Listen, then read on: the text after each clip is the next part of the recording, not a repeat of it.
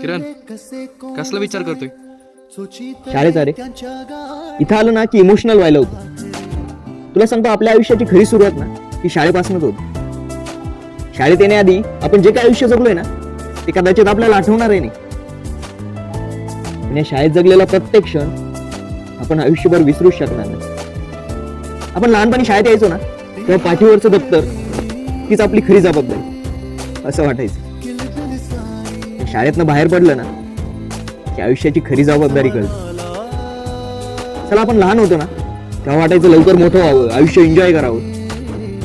पण आता आपण मोठे झालो तर कळतंय शाळेत जे आपण लहानपण जगलोय ना तेच खरं आयुष्य आणि तोच खरा एन्जॉय. गेले ते दिवस राहिल्यात फक्त आठवण.